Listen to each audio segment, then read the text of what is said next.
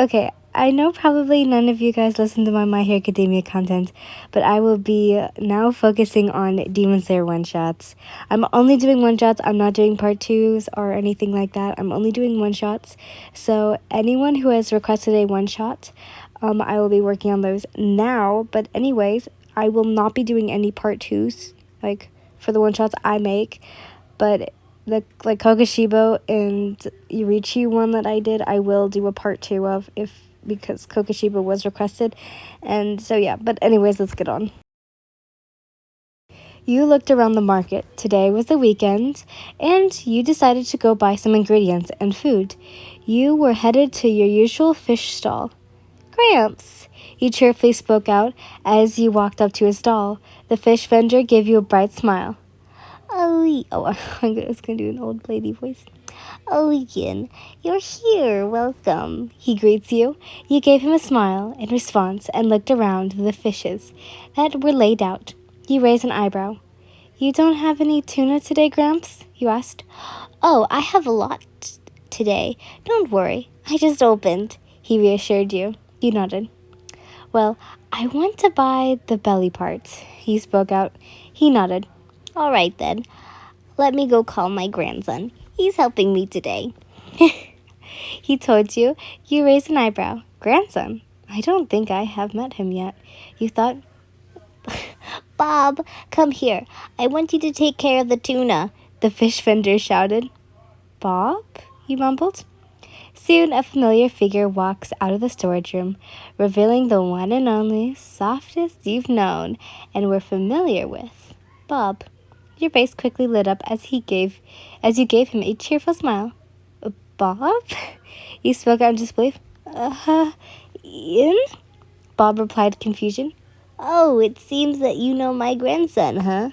The fish vendor comments. Oh, of course, Gramps. He's my friend and classmate, you told him. Bob let out a proud smile at the word friend. The fish vendor let out a satisfied smile. Well, that's good. I'm glad Bob is making friends at school. Anyways, Bob, you'll take care of the tuna. This young lass here wants the belly part, he informs Bob.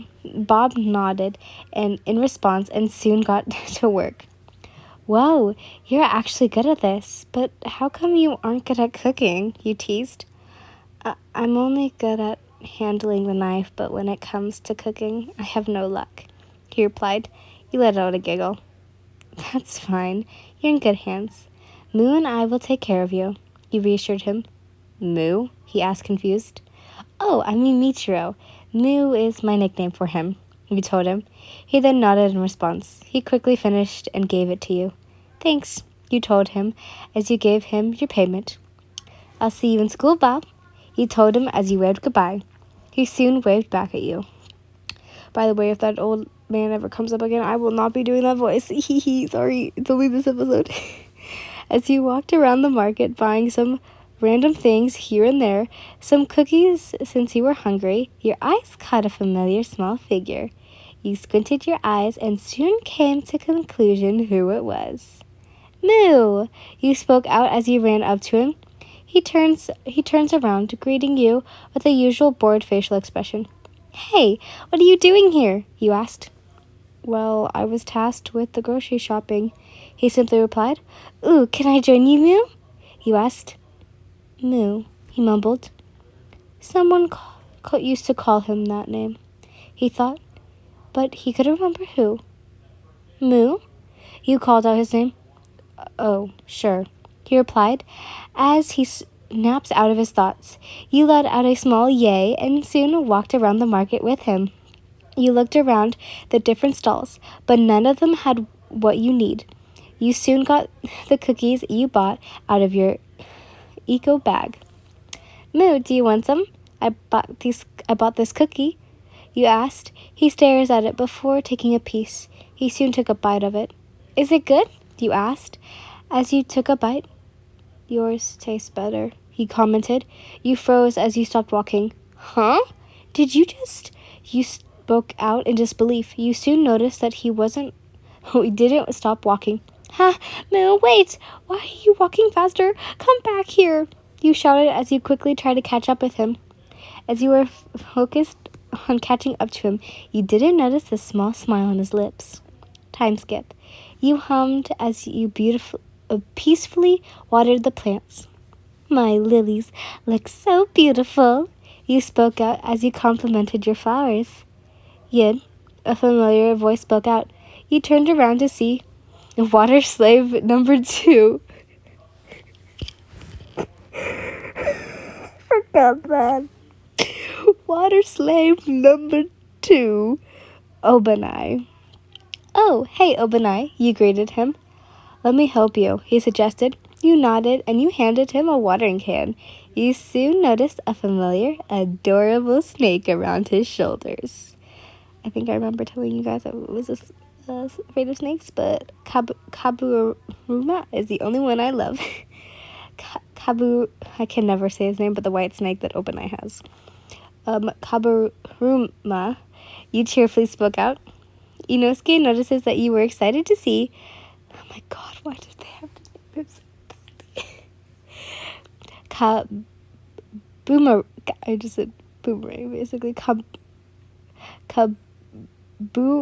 Kaburamaru, and handed him to you. Take good care of him, he spoke out. You soon let out a gasp.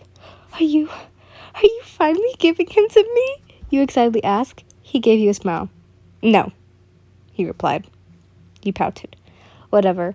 Should I run away with you now? You cooed at the adorable snake. Obanai looked at you and shook his head in disappointment. He knew you were only joking. Or would you? You stroke Kaburuma's soft, scaly skin. You look at him with a sad smile. You know, you remind me of someone. His name was Brother. He was a tarantula. I think the two of you would have been good friends, you commented as you remembered the twerking legend.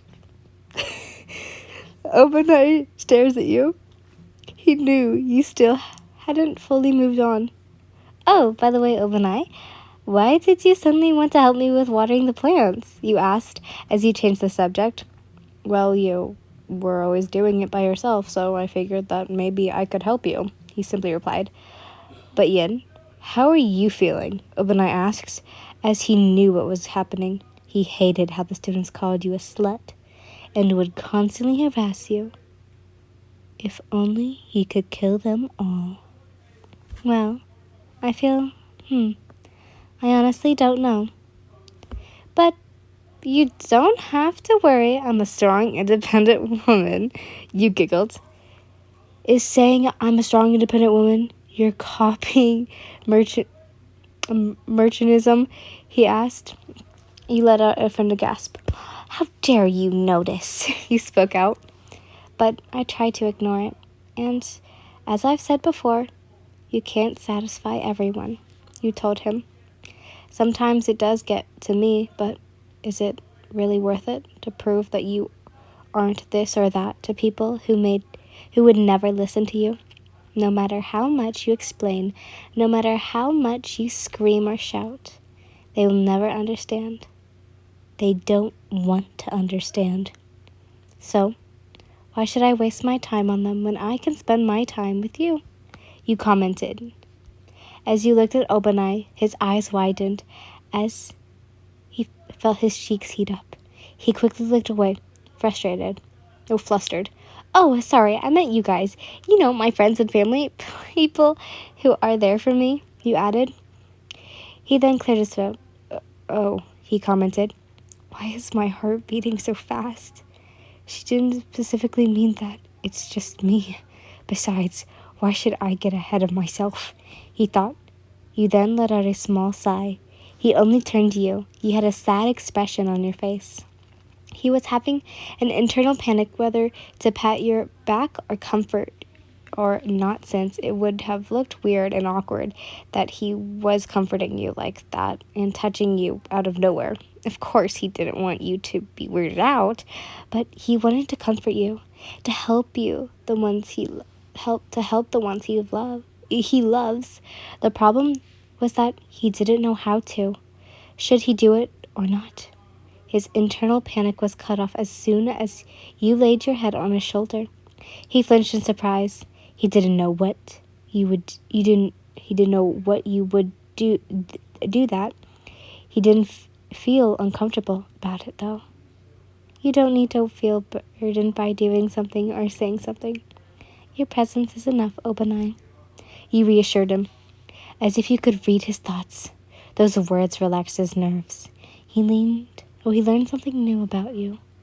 You were understanding and simplistic.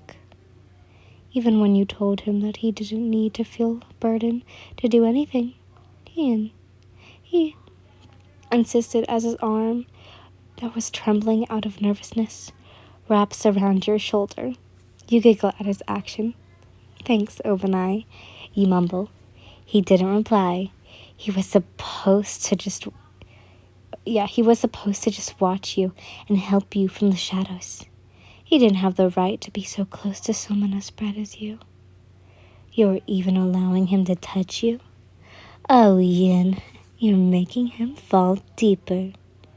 Time skip. You look around your surroundings. It was nighttime, and you could sleep again. You were headed to the park, and was wishing that Sir Kokushibo won't catch you here again, or else he'd scold you. The night sky and the glistering stars were bright. The nighttime really calmed your nerves. You soon heard noises. You raised an eyebrow and soon noticed a figure in the distance. You soon noticed that it was Genya. He seemed to be gliding around. You soon connected the dots and found out that he was playing around with his skateboard. You walked up to him. Genya, he cheerfully spoke out. He flinches and turns to you with wide eyes. Yin, he spoke out. Genya, I can't believe that you're also here at night, you cheerfully commented. Shh, Yin, he whispered/yelled. You raised an eyebrow. Why are you shushing me? Are you hiding from... You were cut off by him. If you don't shut up, I'll kiss you. He spoke out, frustrated. His eyes widened as a hint of red spread across his cheeks as he realized what he had just said. You blinked for a few times, trying to process what just happened. You then let out a mischievous smirk. You opened your mouth. I'm not screaming. Just, ah. Ah, he screamed, was cut off by him covering your mouth. What the hell are you doing? Didn't I just tell you to shut up? He asked. He then slowly removed his hand from your mouth as he gave him a hint that you would behave. Okay, where's my kiss, Genya? You teased. He let out a groan. Oh, shut up. I just watched too much of those cliche flicks that my brain said a line from one of those shows out loud. He mumbles. You let out a giggle. When you were at his place one time, you were watching random clicky shows with him. You fake pouted. Are you really not going to give me a kiss, Genya? You teased him again as you went closer to his face. He grumbles and distanced himself from you. You let out a laugh as you were satisfied by his reaction. I'm just teasing you, Genya, you told him. But Genya didn't reply, but instead stared at you. Your laugh soon died down, and he was still staring at you. You raised an eyebrow. Genya? You spoke out. He then wore a sly smirk. He then slowly walked closer to you. Genya, it was just a joke. You spoke out, but that didn't stop him from walking closer to you. You gulped. There's no need to be serious, Genya. You spoke out as you were slowly backed away from him. Unfortunately, you were backed up to a tree. Fuck, I didn't see this where I was backing up to. You thought. Genya, come on, dude. You can stop now. You commented. He then got you cornered. Now it was his face that was getting closer. Genya, you squealed. I swear if this boy gets any closer, I won't hesitate to commit dick kick, you thought. Suddenly, he blows air into your face. You let out a small squeal in response. He then let out a laugh. You should have seen your face, Yin. He laughed. You rolled your eyes as you had a taste of your own medicine. You're all talk and no bite, Yin, he added. You're quick to confident flirt, but all of that confidence dies down when you get the taste of your own medicine, he continues. You let out an offended gasp. Did this bitch just expose me? You thought. Whatever. Why were you shushing me anyways? You asked. Because your voice was very loud. It's already nighttime, but you're still so noisy, he replied. You lightly smacked his arm. He gave you the, what the fuck did I do wrong look. I'm not noisy, you shouted, but then realized the loudness in your voice. Oh, you commented, as you had realized that he was right. Why are you here anyway, skating at night? Are you a skater boy? You asked. Because I want to, he simply replied. You rolled your eyes. You then stared at his skateboard. Well, can I try? You asked. He hesitated for a moment before slowly nodding his head. You gave him a small smile as thanks. You then tried to ride a skateboard. You let out a small gasp, surprised. I'm actually good, you commented as you turned to Genya for a look of approval, but his expression was far from approval. What? You asked. You are literally just rolling around, Genya commented. Shut up, I'm good at this, you told him. That's not how you do it, Yin. Wait, don't you'll... He was cut off by you accidentally tripping/falling from God who knows where. Thankfully, Genya caught you. Jeez, you're so clumsy, he commented, and then tightened his grip around you. His eyes widened as he realized that his hands were just right below your chest. He slowly removed his hands from you. Shit, I'm sorry, he quickly apologized. No, it's fine. Thanks for catching me, you told him. He then got up. He held out his hand. You took it and he soon helped you get up. Soon there was awkward silence, but the awkward silence was cut off by a growl and a hiss. The two of you looked at each other, confused. Did you hear that? You asked. He nods in response. The two of you soon look around and curiosity found the noises. The two of you soon found out that the noises came from bitch-ass dog and that cat from school, you spoke confused. Bitch-ass dog and the cat was hissing and growling at each other. Are they fighting? You whispered at Genya. I think so, he whispered back. Who do you think will win? My bet is on the cat, you whispered back. What? Why is your bet on the cat? I'm betting on the cat. You bet on the dog, he replied. Ew, I'm not voting for the bitch-ass dog, you told him. Bitch-ass dog? He replied, confused. As the two of you continued bickering, bitch-ass dog and the cat continued their argue.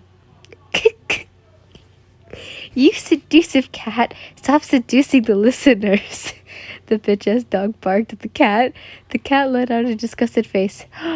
As if I'd seduce those peasants. I have standards, you bonehead, the cat hissed. Bitch-ass dog soon noticed the listeners. Oh, hey there, baby girl/boy. He smirks at the listeners. This makes me want to jump off a bridge and die, but too bad I have 9 lives, the cat commented. I just need to put the bitch-ass dog on the title screen, I guess. Okay, soon the two of you stopped bickering as soon as the two of you heard a voice. Hey, you two, what are you doing out here at this hour? Someone shouted. You turned to see a guard. A guard? Why the fuck is there a guard? He wasn't here the last time, you thought as you panicked. Hey, you two, show yourselves, the guard shouted. Oh shit, we got a blast, you shouted as you grabbed Genya's hand and started running. Hey, get back here, the guard shouted. Genya didn't have any time to retort, but he had time to react to this, to your reaction. Soon the two of you were at a safe distance. The two of you caught your breath. You then noticed Genya, who had a weird complexation. Genya? You spoke out. As you touched his cheek with your hand, he flinches at your touch. I'm fine, Yin, he reassures you. The color red was spread across his cheek as he felt his heart beat faster. He didn't know if it was the admiration or something else. Time skip. Genya, Sanmi spoke out. You're late. I told you to come home earlier, he added. He slowly got up from the couch. He accidentally fell asleep on the couch waiting for his little brother. Oh, sorry, he replied. What? Were you with someone? Sanmi let out a chuckle as he joked. What? Genya's face soon turned red. No, I wasn't. Shut up, he shouted, and quickly ran to his room. Huh. He was definitely with someone. But who? Was it someone he likes? Sanmi commented. Well, I'm glad Genya has taken a liking to someone. I'll support him and help him with the one he likes. Sanmi smiled at the idea, not knowing it was the person he was obsessed with. Chapter 58. You were practically walking around the park, and it was morning. The weather was good, the birds were singing. There wasn't any of the students that was constantly harassing you, and last but not least, there wasn't a bitch-ass dog with a bowl cut seducing the listeners. Ahem, overall it was good morning for you. Ha, what an amazing morning. I sure hope no one bothers me. You were cut off by someone calling out your name. Yin, someone spoke out. You raised an eyebrow and turned around to see Kokushibo. Oh, good morning, sir, you replied. He nodded in response. What are you doing here? He asks. Well, the weather was good, so I thought, why not go for a walk? You replied. You then noticed he was sweating. Was he jogging? You thought. Were you jogging, sir? You asked. Of course. I exercise every morning, he replied. Well, what the fuck? I can't relate, you thought. Oh, you commented. Do you want to have a race? He suggested. All of a sudden, you spoke out. It'll be good for you. You can exercise, he told you. Wow, you really have the mind of a gym teacher, sir, you commented. But I can't take down from a competition, you added. He then let out a satisfied smile. All right then, Yin. Let's give it a twist. I'll give you a head start. If I catch you, you lose. He explained sorry, I had something in my throat. The Menchikins. Oh, mechanics. Oh my god, I'm so fucking stupid. Huh? Wasn't it supposed to be a race? You asked, confused. It is, but you don't have any chances of winning if I give you a head start. So, I give it a twist, he explained. Well, all right, sir, you replied. Well, he isn't wrong. He definitely is faster than me. You thought. The two of you soon lined up. I'll give you 30-second head start, he spoke out. Okay, sir. When will we start? You were cut off by him. 1. He spoke out. Huh, sir? You were confused as he continued to count. You then realized, the 30 seconds have already started.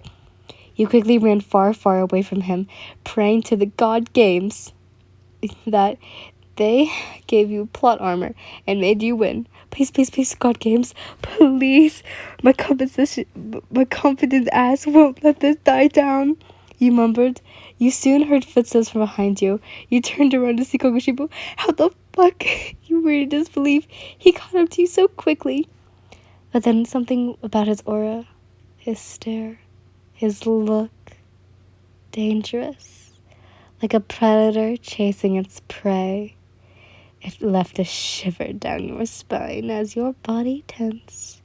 You unconsciously ran faster in fear. Fuck. What is up with Kokushibo? Your thoughts were cut off as you felt a pair of strong arms wrap around your waist. You let out a shriek in surprise. I caught you, he whispered in your ear. I won, he whispered in your ear again. Yeah, can you let me go, sir? Your grip is tight, you stuttered. Oh, right, he replied, and soon let go of you. It's good to practice this, he thought, as you tried to catch your breath. You noticed that Kokushibo remained unbothered, as if it didn't run a lap. How come you aren't out of breath, sir? You asked. What do you mean? We haven't ran that far, he replied, your eyes wide in shock. Wow, so this is just nothing for him? Why the fuck does he have so much stamina? You thought. He opened his mouth and was about to say something, but was cut off when something called out your name. Yin, you turned around to see Blake. Oh, Blake, what are you doing here? You asked. I was bored, so I came to the park. It's also nice to see you here, Kokushibo, Blake replied. Kokushibo only nods in response. Yin, I'm buying drinks. Do you have any personal preference? Kokushibo asks. Well, I just want favorite drink, sir. You replied. He nodded. How about you? Kokushibo turns to ask Blake. Oh, I'll just have a Pepsi, he replied. Blake watches Kokushibo as he left to buy drinks. You noticed that Blake had an absurd facial expression.